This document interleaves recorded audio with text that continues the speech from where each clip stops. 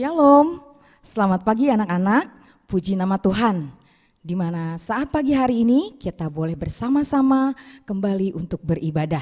Mari saat pagi hari ini kita akan mulai bersaat teduh terlebih dahulu.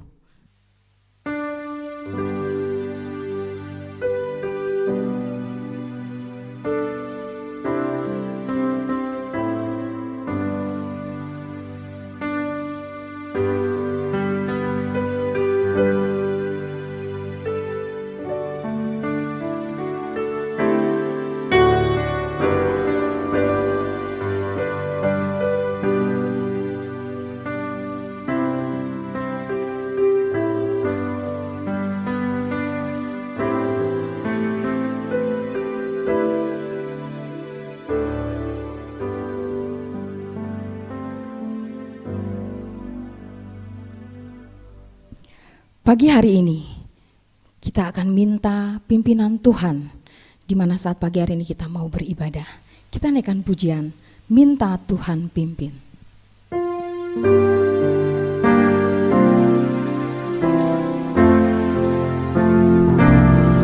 Minta Tuhan pimpin,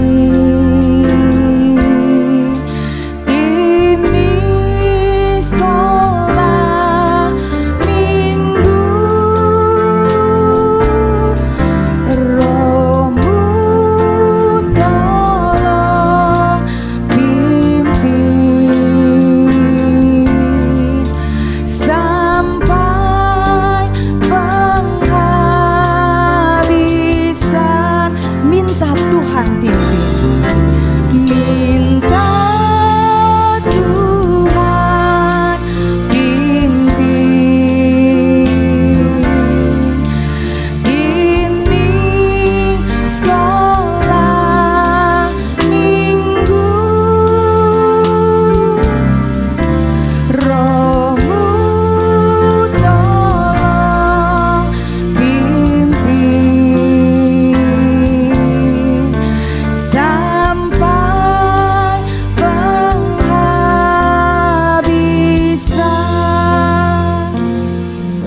Kita akan berdoa.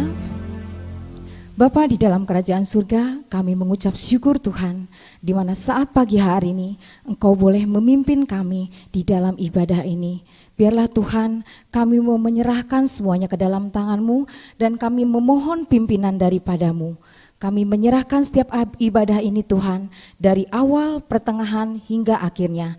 Dan biarlah sebentar juga kami akan menyiapkan hati kami untuk memuji dan memuliakan nama Tuhan. Terima kasih Tuhan.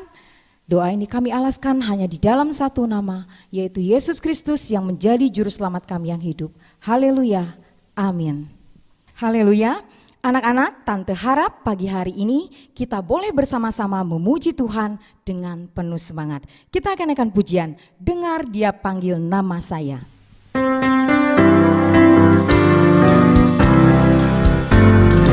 Dengar Dia panggil nama saya, dengar Dia panggil namamu, dengar Dia panggil nama saya, juga Dia panggil namamu. Ku jawab ya, ya, ya. Ku jawab ya, ya, ya.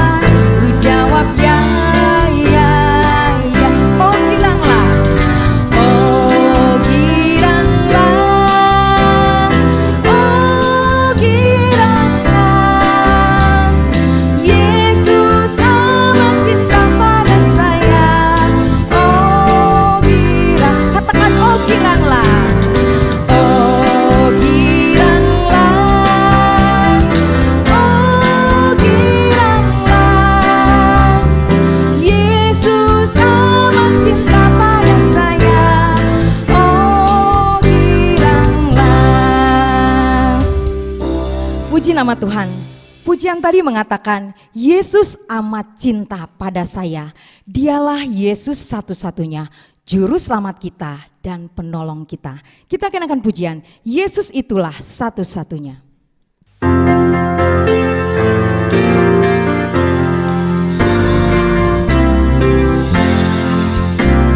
Yesus itulah satu-satunya penolongku yang sungguh. Dia berjanji akan kembali angkat kita semua. Oh, haleluya, puji Tuhan, upahmu besar di surga. Oh, haleluya, puji Tuhan, upahmu besar di surga. Yesus itulah satu-satunya penolongku yang sungguh. Dia berjanji akan kembali angkat kita semua. Oh, haleluya, puji Tuhan, upahmu besar di surga. Oh, haleluya, puji Tuhan, upahmu besar di surga. Puji nama Tuhan. Tiba saatnya kembali kita akan mendengarkan firman Tuhan. Tante akan mengajak kita semua, kita boleh menyiapkan hati kita. Kita akan pujian, Yesus sahabatku.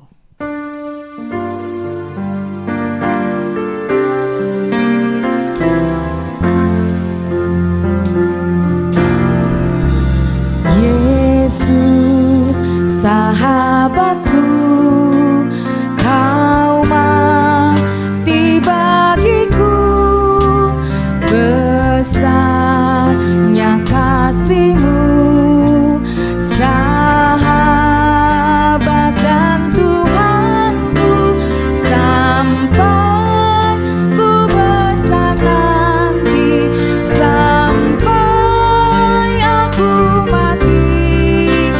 Ku kan ingat selalu Yesus sahabat dan Tuhanku. Katakan, Yesus sahabatku. Yesus sahabatku, kau mati bagiku, besarnya kasih-Mu, sahabat dan Tuhanku, sampai ku besar nanti, sampai aku mati. Ku kan ingat selalu Yesus sahabat dan Tuhanku.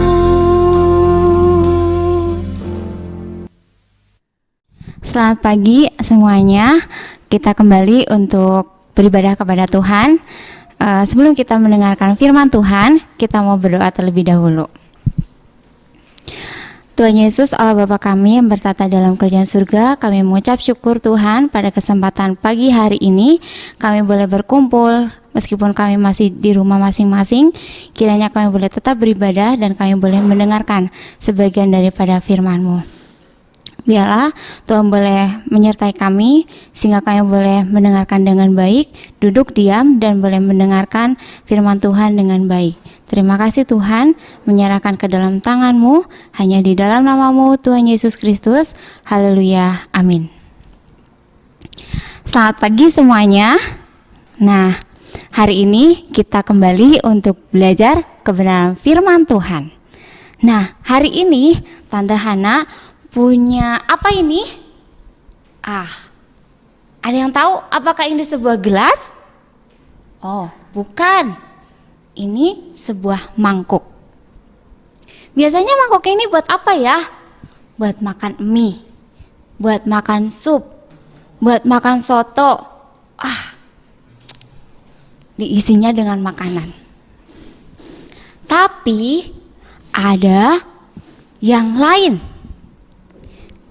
Ketika orang sedang bawa mangkok kecil, dia suka ada di pasar.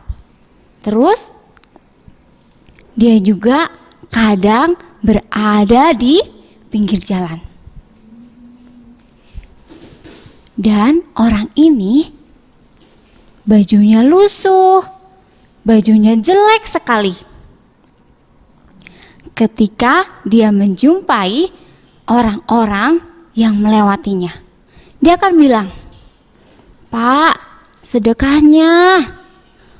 Bu, tolong dong sedekahnya." Ada yang tahu dia siapa? Dia adalah seorang pengemis. Seorang pengemis biasanya minta apa? Dia akan minta uang. Wadahnya disodorkan dan orang yang melewatinya memberikan uang. Nah, kira-kira di Alkitab ada nggak ya cerita tentang pengemis ini? Wah, contohnya pasti ada dong, ya. Pernah dengar cerita Lazarus? Dia yang badannya penuh dengan borok dan dijilatin sama anjing. Wah, ada lagi nggak selain dari Lazarus? Wah, ada lagi, masih banyak di dalam Alkitab. Mau dengar ceritanya? Oke. Waktu itu jam 3 sore. Menjelang orang-orang akan beribadah. Beribadah di mana? Mereka akan beribadah di Bait Allah. Ada 2 murid Tuhan Yesus yang akan datang ke Bait Allah untuk beribadah. Ketika mereka berjalan melewati gerbang Bait Allah. Nah, Petrus dan Yohanes ini melihat ada seorang pengemis yang duduk di depan gerbang Bait Allah. Pengemis itu pun duduk di situ. Kira-kira pengemis tersebut melihat nggak? Melihat Petrus dan Yohanes. Nah, pengemis itu pun melihat Petrus dan Yohanes. Petrus dan Yohanes melihat pengemis itu. Mereka bertatap muka, dan apa yang harus diharapkan oleh seorang pengemis ini? Dia mengharapkan akan diberi sesuatu dari Petrus dan Yohanes. Dan ketika Petrus dan Yohanes berada di depannya, Petrus bilang apa? "Emas dan perak tidak aku punyai. Uang pun aku juga gak punya." Dan pengemis ini gimana reaksinya? Hah? Gak punya uang, gak punya emas, gak punya perak. Ketika kamu minta uang sama mami sama papi, "Mami, papi, minta uang dong." Terus mami papi bilang apa? "Gak ada uang." Apa reaksi kamu? Kamu sedih, kamu kesel, kamu marah. Dan pengemis ini pun sedih. Kenapa? Karena dia tidak diberikan sesuatu pun dari Petrus. Dan lalu apa yang dibilang oleh Petrus? Dia bilang kepada pengemis ini, "Demi nama Yesus Kristus, orang Nazaret itu, berjalanlah." Apa yang terjadi? Petrus mengatakan bahwa demi nama Yesus Kristus, orang Nazaret itu berjalanlah. Dan Petrus, Yohanes membantu pengemis ini untuk berdiri. Apa yang terjadi? Pengemis ini pun bisa berdiri. Kenapa? Karena waktu itu dia dalam keadaan lumpuh, dia tidak bisa berjalan. Dan akhirnya pengemis ini pun sangat senang, sangat gembira, bersuka cita. Dan pengemis ini pun dapat berjalan. Dia berdiri, dia melompat-lompat. Wah, dia bersyukur kepada Tuhan. Kenapa? Karena melalui Petrus dia disembuhkan. Petrus bisa menyembuhkan pengemis yang lumpuh ini. Apakah Petrus ini punya kekuatan sendiri? Apakah Petrus punya kuasa yang luar biasa? Tidak. Tapi ketika Petrus dapat menyembuhkan pengemis yang lumpuh, itu karena siapa? Itu karena ada Roh Kudus. Apakah Petrus hanya dapat menyembuhkan saja? Tidak. Tetapi Petrus juga menceritakan tentang Kristus kepada pengemis itu, dan Petrus juga menceritakan tentang Kristus kepada orang-orang yang di dalam bait Allah. Petrus menceritakan Injil kepada mereka, dan orang-orang di bait Allah pun mendengarnya, mengabarkan berita baik, yaitu Injil. Itu juga sebagai tugas kita semua, bukan hanya tugasnya Petrus dan Yohanes, tapi itu tugas kita semua sebagai anak-anak Tuhan. Kepada siapa kita menceritakannya? Kepada semua orang, kepada orang-orang yang belum percaya kepada Tuhan Yesus. Nah, ketika kamu dapat nilai ulangan 100, apa yang kamu rasakan? Kamu senang? Kamu bahagia? Wah, pasti senang banget. Dan apa yang kamu lakukan ketika kamu punya nilai 100 dari ulangan kamu? Wah, itu kabar baik atau bukan? Itu kabar baik. Kamu ceritain sama teman-teman kamu, sama kakak kamu, adik kamu. Bahkan kamu ceritain juga sama mami sama papi. Wah, pasti kamu senang sekali. Udah dapat nilai 100 nih aku. Wah, berarti aku hebat. Bukan. Tapi karena Tuhan yang boleh menuntun kamu dan boleh menyertai kamu di dalam mengerjakan ulangan. Begitupun dengan Injil, ya. Injil ini sangat penting. Dan kabar baik ini melebihi dari ulangan 100 kamu. Injil yaitu kabar baik bahwa Tuhan Yesus sudah mati untuk kita orang-orang yang berdosa. Dia bangkit pada hari ketiga dan naik ke surga. Dia juga memberikan Roh Kudus kepada kita yang akan menolong kita untuk dapat hidup memuliakan Tuhan. Nah, berita baik ini kita boleh sampaikan kepada siapa? Kepada orang-orang di sekitar kita. Gak cuma sama mami sama papi, tapi orang-orang yang belum percaya kepada Kristus. Mau untuk memberitakan Injil? Nah, kita boleh belajar untuk boleh menceritakan tentang kebaikan Tuhan.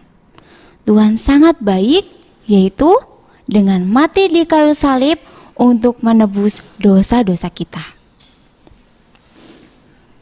Mari sama-sama untuk belajar memberitakan Injil kepada banyak orang. Oke, Tante akan bagiin bahan Alkitabnya, yaitu ada di Kisah Para Rasul 3 ayat 1 sampai 26. Cuma bahan Alkitabnya aja, Tante? Oh, tidak. Tapi ada ayat hafalannya. Kita buka ya bareng-bareng Alkitabnya di dalam 1 Korintus 15 ayat 4. Oke, kita sama-sama ya buka Alkitabnya. 1 Korintus 15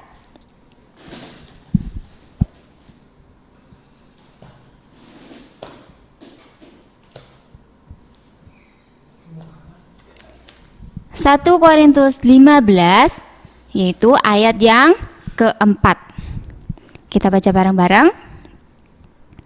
Bahwa ia telah dikuburkan dan bahwa ia telah dibangkitkan pada hari yang ketiga sesuai dengan kitab suci. Di mana ayatnya?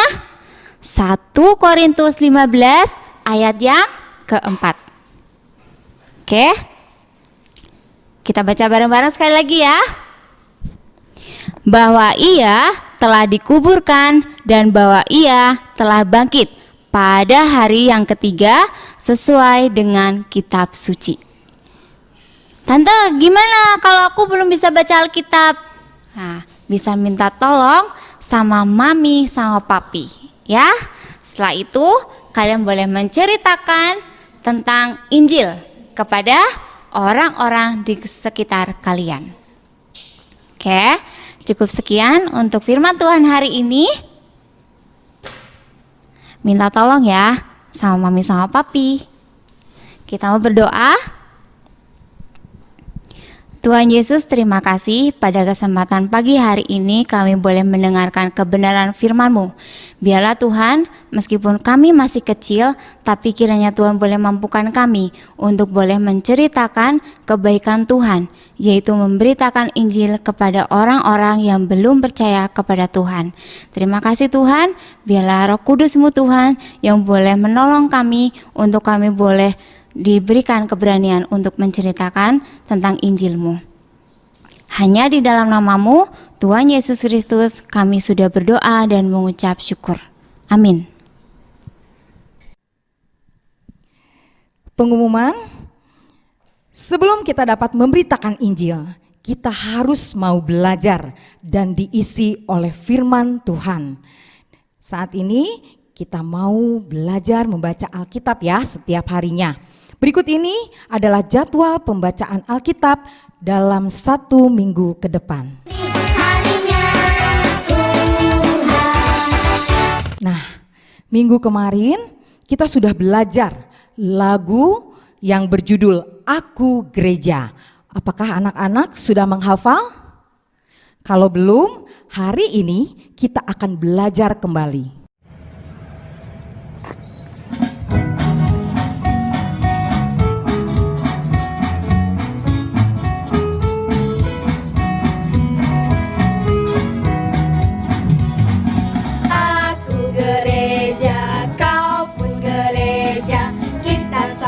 Sama gereja dan mengikut Yesus di seluruh dunia.